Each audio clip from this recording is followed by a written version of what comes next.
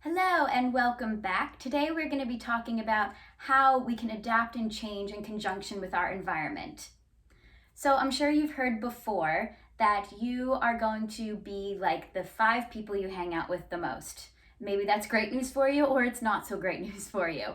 But the fact is we are affected by our environment and we can use our mirror neurons and our ability to want to be in community subconsciously to start to assimilate to a certain way and adapt and change accordingly. So how does that happen? You're like, but I'm me. I'm the same as I am yesterday and I will be the same as I am tomorrow. I mean, yes, you will still wake up in a body, and that body and that mind is similar to yesterday, and I'm sure there's a lot of traits that come across and change and don't change from day to day. But the fact of it is, all of our cells are constantly evolving and changing and maybe dying and creating anew at different speeds, right? Our red blood cells last about 120 days. Our taste buds every 7 years change. Our hair can change every 7 years. I used to actually have kind of straight hair. And then I got lazy in high school and stopped straightening it and doing all the things, and it just got curlier and curlier. But it wasn't just because I got lazy that my hair literally changed shape. No, I have different genetics being expressed in my hair than when I was slightly younger. Thanks, Mom and Dad, for having frizzy curly hair, both of you. On these hot summer days, you can measure humidity with my hair, basically. But anyway, coming back to the fact that we're constantly evolving and changing with our environment. And I think this is excellent news because that means we can make changes in our life and we can utilize these sources around us to make these changes. For example, I know the sun, when it shines bright, it makes me very happy. And that's beneficial for me and all of the people around me. And in the winter, when it's cold and dark and the sun goes down at like 4:30, I'm not the best version of Casey that I can possibly be, that's for sure. I'm very much affected by the sun. The sun boosts our mood. It allows us to have a greater desire to see things optimistically, right? We're getting vitamin D. Vitamin D is incredibly important for our immune health, for our mood, and all of these different aspects of life are being created on the physical level from our biology. So if we scale that really tiny bit of biology down to our cells, we have DNA in our nucleus, and that DNA is in charge of what is going to be expressed in that cell, and moving forward when it replicates, what is it going to leave behind as its legacy? Is it going to be exactly the same? Or is there going to maybe be a bit of a mutation for the better of you or for the species?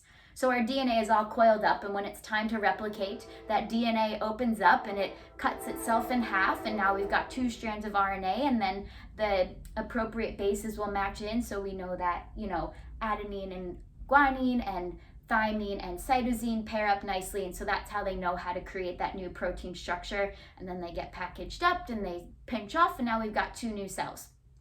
But sometimes mistakes, they call them, could happen, mutations, or something as an adaptation. I call adaptation because mutation sounds like, oh my God, you're mutated, you're gonna grow a 3rd arm.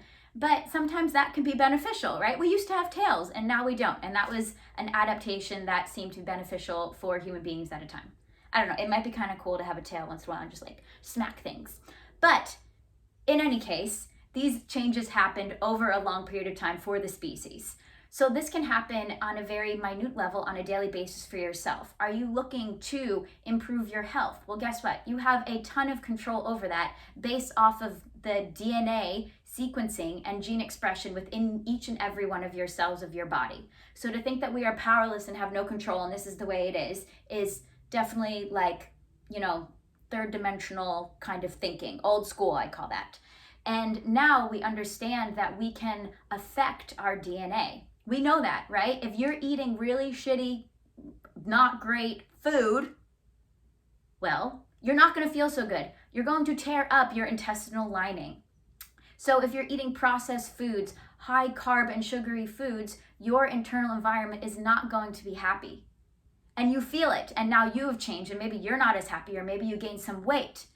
And that's not fun if it's unintended. But if we eat live, living, organic, fresh, local food, you feel so much better. You're getting that life force from that food, and it's now interacting with your microbiota and your intestinal lining, and you're telling your body that everything is safe and calm, and you're extracting the nutrients properly. Now you can think more creatively, and now you can expand your consciousness and yourself. Maybe try something new. Maybe think outside the box if you're troubleshooting something.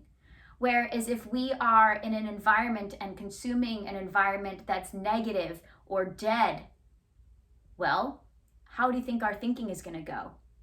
Do you think that you're going to be like, wow, everything's great, I feel safe, I'm going to create changes in my life and for the people around me? No, you're going to do exactly everything the same and probably get really contracted, not feel so good, and have a scarcity mindset. And so that's how we're affected by our food. And our food affects us. So again, it's this communication between our environment and ourselves. It's like if you took a bacteria that you wanted to grow in a petri dish, and depending on the environment, the agar that you put this bacteria in, you will get either a thriving colony of bacteria or not. What changed? Is it the bacteria? No, it is the environment that the bacteria is in that changed. So if you are looking to make a change in your life, check out your environment. That could be step number one for you. If you are looking to alter your physical appearance, maybe you want to lose some weight or build more muscle tone, well, what environment are you going to put your muscles in? What kind of stress are you going to put them under so that they can adapt and grow and change? And this is something that when we look at it on a micro scale, we can exponentially expand out and look at it from a whole life perspective for yourself, which is awesome and is exactly what we do at Breathe, Move, Recover.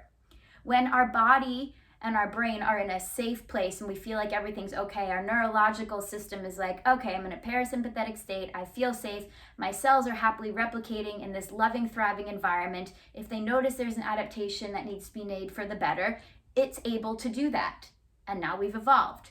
But if we are putting ourselves in a threatful state all the time, maybe we're always stressed, we already have tons of inflammation in the body, we are not surrounding ourselves with the right people, our body goes into contraction, and the cells that need to keep producing energy and reproducing themselves, well, they know and feel that the body's in a stressful state, so they're not going to expand and look about adapting for the better necessarily. They're going to just keep pumping out the same darn thing because out of scarcity they say, well, we know this works, we know this works. And maybe they start replicating so quickly that they make an accident. And now we have a change in the DNA, not for the better.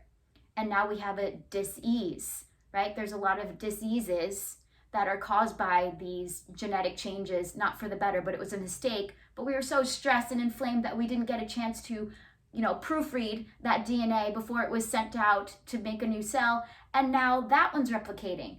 And that may be, what some people can come to terms with and have cancer. It's these replicating cells that are out of control, and they think that they need to be separate from the environment and that they need to do it all by themselves. So they just keep creating more of themselves, and now we have a tumor.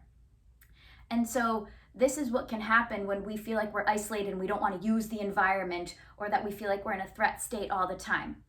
And now our mood can change if we feel like we're in a threatful state. That's telling ourselves to be in a threatful state. And now the body is producing things from a threatful state. And now we have more cortisol and adrenaline and all these things. And now we're out of balance with those, calming and nourishing hormones to repair any mistakes that may have happened internally, or if we are slightly sick, to be able to heal ourselves.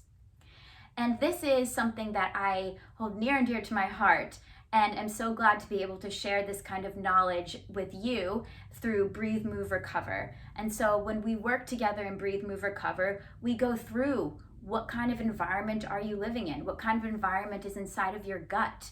What kind of environment are you exposing your muscles to when you're working out? What kind of nutritional plan is going to work for you? What kind of workouts are going to work best for you? And it's so individual, because your DNA is very different than my DNA, and very different than your partner's DNA or your child's DNA. And so to think what works for somebody else may not necessarily work for you. So we work very closely to your direct biology to be able to make those changes in your life that you know are incredibly possible. And making these subtle changes by utilizing the environment around you to your benefit, you are going to be a very different person when you wake up in the morning each day, when you take the steps to do all of these tools that we work together with while we are working through our Breathe, Move, Recover program.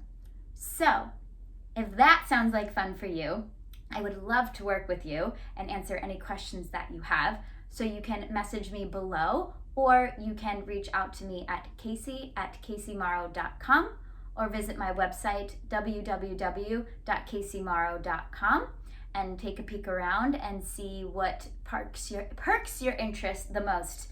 And I am looking forward to working with you.